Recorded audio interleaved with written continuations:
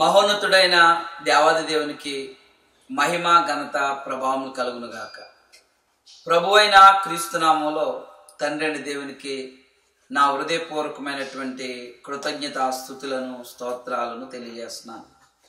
సత్యమార్గము అని యొక్క ఆధ్యాత్మిక కార్యక్రమాన్ని వీక్షిస్తున్న నా ప్రియ సహోదరి సహోదరులైన మీ అందరికీ కూడా ప్రభువైన క్రీస్తునామంలో నా హృదయపూర్వకమైనటువంటి వందనములను తెలియజేస్తున్నాను. గడిచిన కాలం అంతా కూడా దేవుడు మనలను తన బలీయమైన రెక్కల కింద భద్రపరిచారు. ఆయుష్ను ఆరోగ్యం అనుగ్రహించారు. ఈ దినం ఈ క్షణం మన సజీవులుగా క్షేమంగా ఉండగలిగాము అంటే అది కేవలం దేవుని కృప. దేవుని కృప లేకపోతే మనలో ఎవరూ కూడా ఏమీ చేయలేవండి. ఒక దినము కాదు కదా, ఒక్క క్షణం కూడా సజీవులుగా కానీ క్షేమంగా కానీ మనం ఉండలేం. అయినా మనం ఏపాటి వారు అండి, అంతలో కనబడి అంతలో మాయమైపోయి ఆవిరి వెంటి వారు. అయినప్పటికీ మరి దేవుడు తన యొక్క కృపా మహిదైశ్వర్యాన్ని బట్టి మనల్ని ఎంతగానో ప్రేమించి కనికరించి ఈ క్షేమస్థితిని దేవుడు మనకు అనుగ్రహిస్తున్నాడు. దీన్ని సద్వినియోగం చేసుకుంటూ మన ఆధ్యాత్మిక సంబంధమైన జీవితాలను బలపరుచుకుందాం. మరి సత్య మార్గము అనే యొక్క ఆధ్యాత్మిక కార్యక్రమం మీకు ఎంతగానో ప్రోత్సాహకరం ఉందని నేను తలస్తున్నాను. మీరు ఈ మాటల ద్వారా ప్రోత్సహించబడినట్లయితే, బలపరచబడినట్లయితే తప్పనిసరిగా మాకు ఫోన్ కాల్ చేయండి. మీరు మాతో మాట్లాడితే అదే మీరు మాకు ఇచ్చే గొప్ప ప్రోత్సాహం అని ప్రభు పేరిట తెలియజేస్తున్నాను. సరే, ఈరోజు కూడా కొద్ది నిమిషాలు దేవుని యొక్క వాక్యాన్ని ధ్యానించి మన ఆత్మ సంబంధమైన జీవితాలను బలపరుచుకుందాం. ఓకేనా? పరిశుద్ధ గ్రంథం నుండి కీర్తనాకారుడు మాట్లాడిన ఒక మాటను మనము చదువుదాము. కీర్తన గ్రంథము 33వ కీర్తన నుండి ఈ మాట చదువుదామండి. 33వ కీర్తన 12వ వచనాన్ని మనం చదువుదాం. ఓకేనా? యెహోవా తమకు దేవుడుగా గల జనులు ధన్యులు అని వ్రాయబడింది. యెహోవా తమకు దేవుడుగా గల జనులు ధన్యులు. ఎవరైతే, ఏ జనులైతే యెహోవాను దేవుడిగా కలిగి ఉంటారో ఆ జనులు ధన్యులు అని కీర్తనగాడు చెప్తున్నాడు. మరలా మీకు జ్ఞాపకం చేస్తున్నాను, యెహోవాను ఎవరైతే దేవుడిగా కలిగి ఉంటారో ఆ జనులు ధన్యులు అని చెప్తున్నాడు కీర్తనాకారుడు. ఒకసారి మనము కొద్దిపాటి జాగ్రత్త కలిగి ఆలోచన చేస్తే, మరి చాలామంది ఈరోజు యెహోవాను తమకు దేవుడుగా కలిగిన జనులుగా లేరు. ఓకేనా? ఎందుకు ఈ విషయాలు మేము జ్ఞాపకం చేస్తున్నానంటే, చాలామంది దేవుడిని కాకుండా ఆ దేవుని స్థానంలో దేవుని కాకుండా దేవుని చేత చేయబడిన వస్తువులనొచ్చు, మనుషులనొచ్చు, చతుస్పాద జంతువులనొచ్చు, వీటిని ఆ దేవుని యొక్క స్థానంలో పెట్టి వాటిని దైవముగా భావించే ప్రజలు ఈరోజు చాలామంది సమాజంలో ఉన్నారు. అవునంటారా కాదంటారా అంటే 100% ఇది అవునని చెప్పాలి. బైబిల్ గ్రంథంలో కూడా చాలా సందర్భాలు మనం చూస్తాం. ఆయా జనులు, ఆయా ప్రజలు ఎవరిని తమకు దైవములుగా భావించి కొలిచేవారంటే, వారు తమ చేతులతో చేసుకున్న వాటిని, తమ చేతుల చేత మలచబడిన వాటిని, మనుషుల చమత్కార కల్పనల వలన మలచబడిన వాటిని దైవములుగా భావించేవారు. అయితే ఇక్కడ కీర్తనాకారుడు మాట్లాడుతున్న మాట ఏంటంటే, యెహోవా తమకు దేవుడుగా కలిగిన జనులు ధన్యులు అని రాశాడు. ఎందుకంటే 100వ కీర్తనలో ఈ మాట రాయబడిందండి. యెహోవాయే దేవుడని తెలుసుకునండి, యెహోవాయే దేవుడు అని తెలుసుకునండి. ఆయనే మనలను పుట్టించాను, మనము ఆయన వారము, ఆయన మేపు గొర్రెలము. ఆయన మనల్ని పుట్టించాను, ఆయన మనలను సృజించాను, ఆయన మనలను కలగజేసాను. భూమిని, ఆకాశమును, సూర్యచంద్ర నక్షత్రాదులను అందరి సమస్తమును సృష్టించిన వాడు సృష్టికర్త దేవుడు. మీకు అర్థమవుతుందా? సృష్టికర్త దేవుడు. ఎవరైతే ఈ నిజమైన దేవునిని, జీవముగల దేవునిని దేవుడుగా కలిగి ఉంటారో వారు ధన్యులు అని చెప్పి వ్రాయబడింది. ఒకనా ధన్యులు అంటే ఆస్వాదించబడిన వారు. మరలా చదువుదాం ఆ మాటని. యెహోవా తమకు దేవుడుగా కలిగిన జనులు ధన్యులు, ఆయన తనకు స్వాచ్ఛముగా ఏర్పరచుకున్న జనులు ధన్యులు అన్నారండి. ఎవరినైతే దేవుడు తనకు స్వాచ్ఛముగా ఏర్పరచుకున్నాడో ఆ జనులు ధన్యులు అని రాస్తున్నాడు.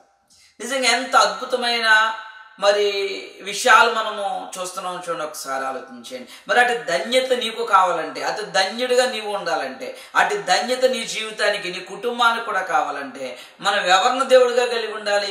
మీరు ఎవరిని దేవుడిగా కలిగి ఉండాలంటే యెహోవాను దేవునిగా కలిగిన వ్యక్తిగా, యెహోవాను దేవునిగా కలిగిన కుటుంబంగా, యెహోవాను దేవునిగా కలిగిన సమాజముగా మనం ఉండాలి.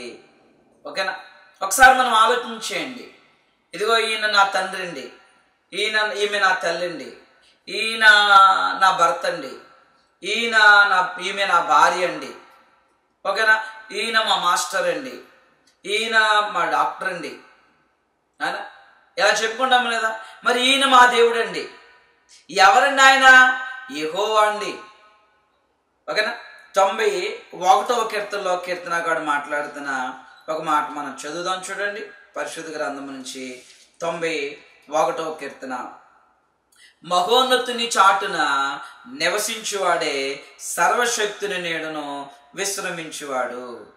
ఆయనే నా ఆశ్రయము, నా కోట, నేను నమ్ముకును నా దేవుడని. నేను నమ్ముకును నా దేవుడని. విన్నారా? నేను నమ్ముకును నా దేవుడని నేను యెహోవాను గూర్చి చెబుతున్నాను అన్నాడండి. నేను నమ్ముకును నా దేవుడని నేను యెహోవాను గురించి చెప్తున్నాను. ఈరోజు ఇదే మాట ఎంతమంది మీరు మాట్లాడగలుగుతారు? ఈ సమాజంలో ఎంతమంది ఈ మాటను మాట్లాడగలుగుతారు? నేను నమ్ముకును నా దేవుడని, నేను నమ్ముకును నా దేవుడని నేను యెహోవాను గురించి చెబుతున్నాను అన్నాడు. దేవునికి బిడ్డలారా, జ్ఞాపకం చేసుకోండి. మరి ఈరోజు ఎవరిని నమ్ముకున్నావు? నువ్వు నమ్ముకున్న నీ దేవుడు ఎవరు? ఓకేనా? ఏలియా దినాల్లో మనం ఆలోచన చేసినట్లయితే బయలు దేవత అనే దేవతను వారు నమ్ముకున్నారండి. ఆహాబు, యెజబేలులో వారితో ఉన్న సంబంధులైన ప్రవక్తలు బయలు ప్రవక్తలు అన్నారండి వాళ్ళని. ఒకన బయలు ప్రవక్తలను పెంచి పోషించిందండి యెజబేలు. బయలు అనే దేవతని వారు ఆరాధిస్తూ ఆ బయలుకు సంబంధించిన ప్రవక్తలను పెంచి పోషించింది యెజబేలు, ఆహాబులు. మీకు అర్థమవుతుందా? అప్పుడు ఒక ప్రవక్త మాట్లాడుతున్న ఆశ్చర్యకరమైన మాట మనం చూస్తాం. ఆ ప్రవక్త ఎవరో కాదు. ఎవరండి ఆయన? ఏలియా మాట్లాడుతున్న మాట మనము చాలా జాగ్రత్తగా ఆలోచించేద్దాం. ఏలియా మాట్లాడుతున్న మాట ఒక్కసారి మనం చదువుదాం. పరిశుద్ధ గ్రంథం నుంచి 18వ అధ్యాయం. ఓకే, ఏలియాను వెతకమన్నారండి. ఏలియాను వెతకమన్నారు. ఈ యొక్క 18వ అధ్యాయంలో ఓబద్యా ఏలియాను కలుసుకుంటాడు. ఏలియాను గురించి చరిత్ర 17, 18 మనం 19వ అధ్యాయాల వరకు చదువుతాం. అయితే 19వ అధ్యాయము 14వ వచనాన్ని చదువుదాం.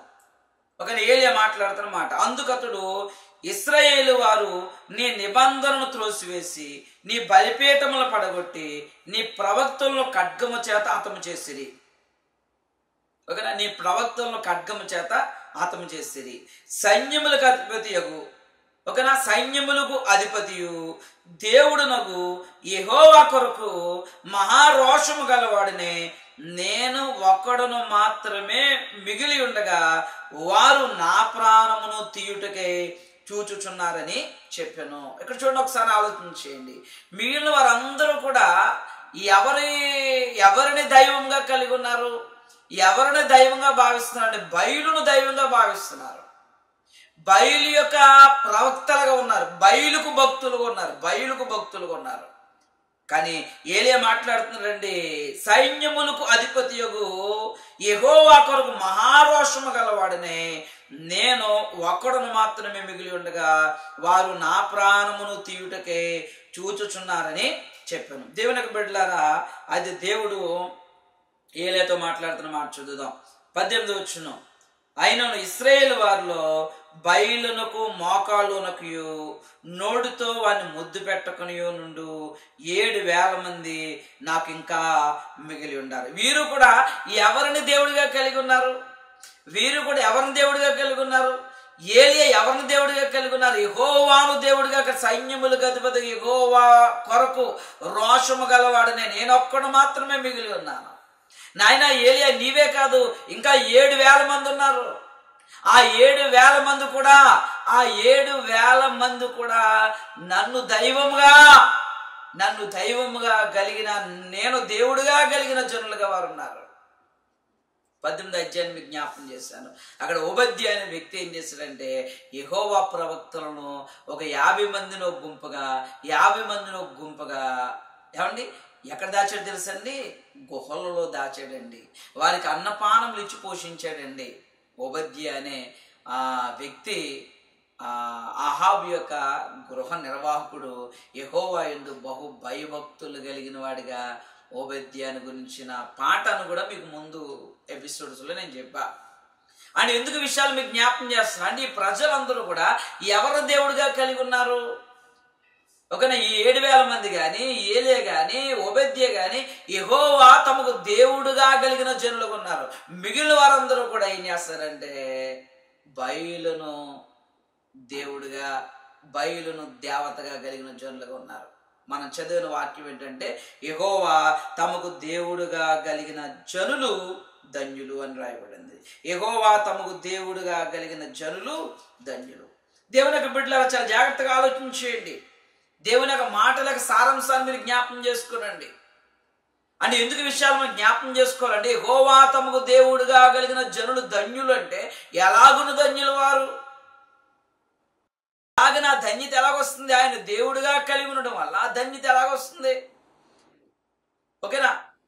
చాలా జాగ్రత్త ఈ సంగతులు మనం ఆలోచించేయాలి. ఒక మాట చదువుదాం పరిశుద్ధ గ్రంథం నుంచి, కీర్తన గ్రంథం నుండే ఒకసారి 29వ అధ్యాయం, కీర్తన గ్రంథము 29వ అధ్యాయము 11వ వచనాన్ని మనం చూద్దాం. 29:11. మీరు కూడా బైబిల్ చూడండి, తప్పేం లేదు, పాపమేం కాదు. బైబిల్ చదివితే, బైబిల్ చూస్తే ఏమైనా తప్పేమో పాపమానేమో అనుకుంటున్నారేమో. బైబిల్ చూడండి ఒకసారి, తప్పేమో కాదు. ఓకేనా? యెహోవా తన ప్రజలకు బలమును అనుగ్రహించును. ఎవరైతే యెహోవాను దేవుడిగా కలిగి ఉంటారో ఆ జనులకు ఆ దేవుడు ఏమిస్తాడట? బలమును అనుగ్రహించును అనే మాట చూస్తున్నామండి. ఏమిస్తాడట? బలాన్ని ఇస్తాడు. అవునా? నిజమా? ఎస్, నిజమే. దేవునికి బిడ్డలకు జ్ఞాపకం చేసుకోండి, బలాన్ని ఇస్తాడు. ఆయనను నమ్ముకున్న తన ప్రజలకు దేవుడు బలమును అనుగ్రహిస్తాడు. మీకు సందర్భాలు మీకు జ్ఞాపకం చేస్తాను. చాలా సందర్భాలు మీరు విని ఉంటారు ఈ సందర్భం. ఏంటో సందర్భం ఏంటంటే, దావీదు గొలియాతును గురించిన సందర్భం. ఓకేనా?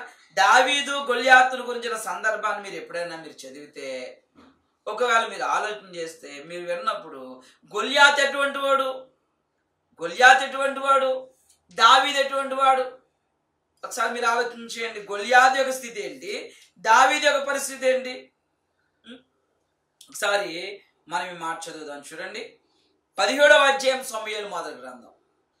సమూయేలు మొదటి గ్రంథంలో మనం ఒకసారి ఇక్కడ గాతు వాడైన గొలియాతును గురించి మనం విన్నప్పుడు ఒకసారి ఆ గొలియాతును గురించి చెప్తున్నాడండి. 4వ వచనం 17:4. గాతు వాడైన గొలియాతు అను ఒక సూర్యుడు ఫిలిష్తీయుల దండులో నుండి బయలుదేరుచుండెను. అతడు 6 మూరల జానడెత్తు, 6 మూరల జానడెత్తుంటాడటండి ఆయన. ఆ వ్యక్తి, అతని తల మీద శిరస్త్రాణం ఉంటుంది. అతడు యుద్ధ కవచాన్ని ధరించున్నాడు. ఆ కవచము 5,000 తులముల రాగి ఎత్తుగలది. ఇంకా చెప్పాలంటే చాలా విషయాలు ఉన్నాయి దీని గురించి.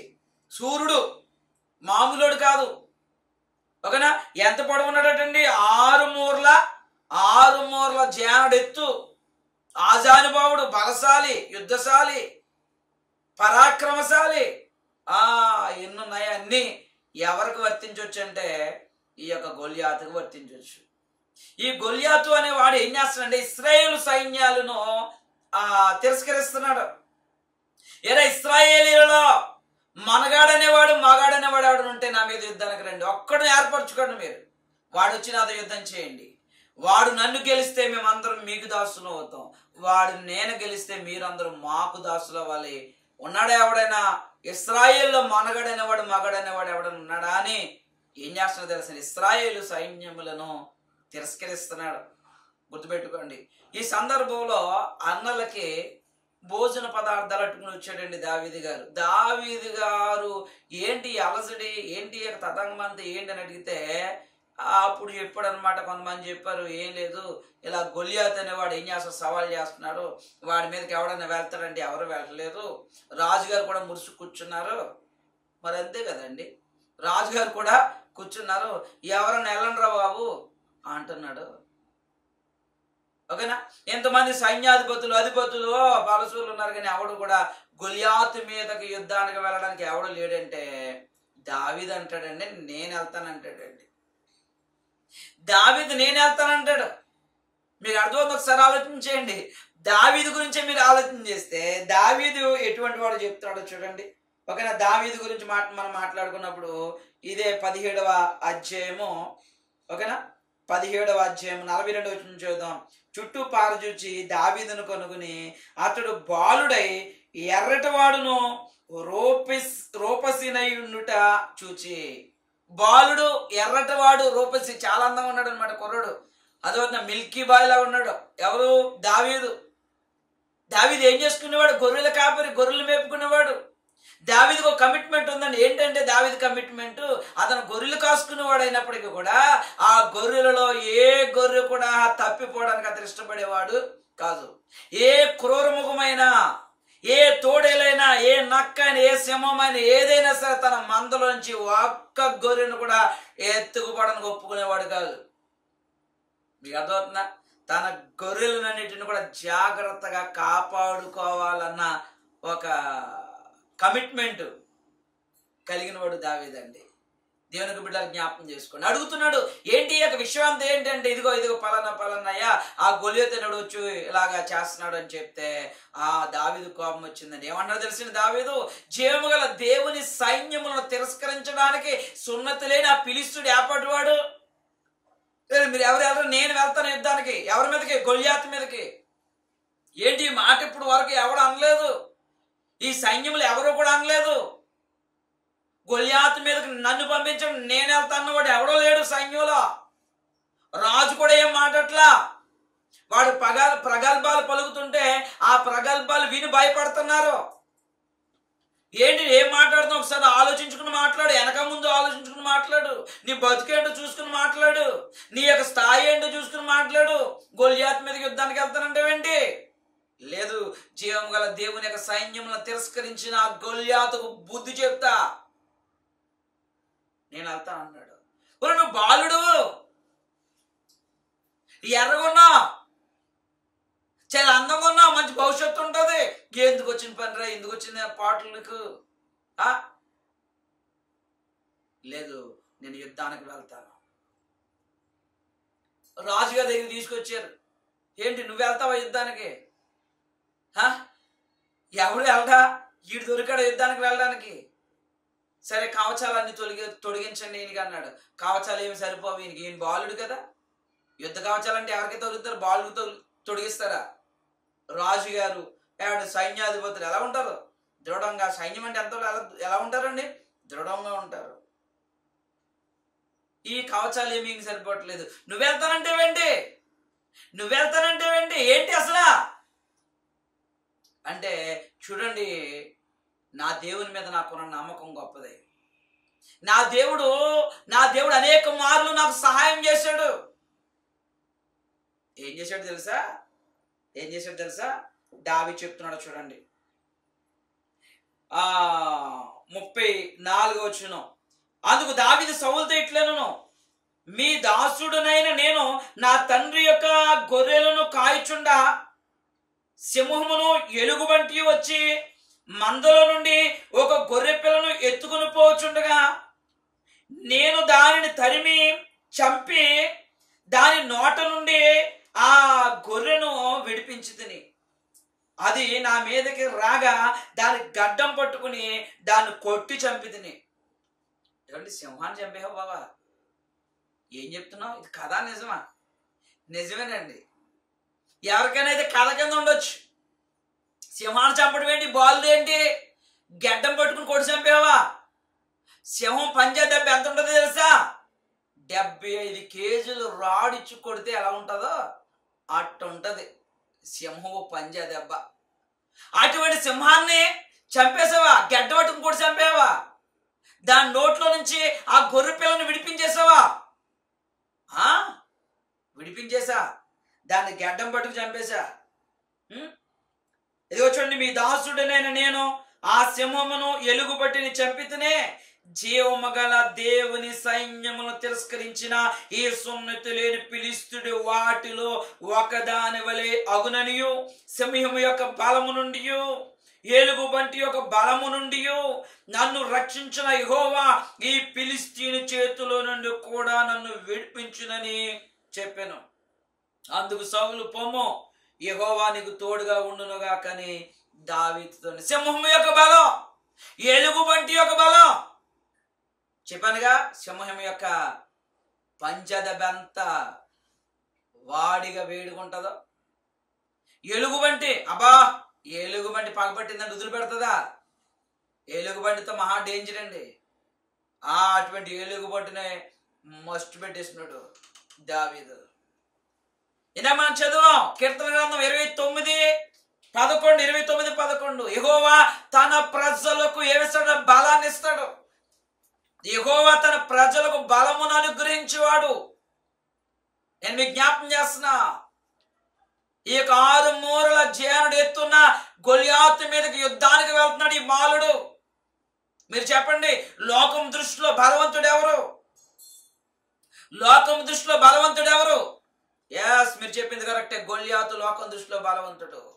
లోకం దృష్టిలో బలహీనుడు ఎవరు? దావీదు. లోకం దృష్టిలో బలహీనుడు దావీదు. దేవుని యొక్క బిడ్డలారా, మీరు జ్ఞాపకం చేసుకోనండి, గొలియాతు యొక్క బలం అతని కండల్లో ఉంటే దావీదు యొక్క బలం అతని గుండెల్లో ఉందండి. ఓకేనా? కండల్లో బలం కాదు, గుండెల్లో బలం ఉండాలి. ఓకేనా? ఆ గుండెల నిండా నిండున్నవాడు ఎవరు తెలుసా? ఆ గుండెల నిండా నిండున్నవాడు తెలుసా? దేవుడు. దావీదు అంటున్న మాట ఏంటి తెలుసా? ఏమన్నాడు? యుద్ధము యెహోవాది అన్నాడు, నాది కాదు. యుద్ధము నాది కాదు, యుద్ధము యెహోవాదే. ఒకడు కాదు గొలియాతు. అటువంటి వాడు, అటువంటి గొలియాతులు 100 మంది ఉన్నా సరే, 100 మంది ఉన్నా సరే యుద్ధం ఎవరిదే? యెహోవాదే. 100 మంది కాదు, ఓకేనా? 1000 మంది ఉన్నా సరే యుద్ధం ఎవరిదే? ఎవరిది? యుద్ధము యెహోవాదే.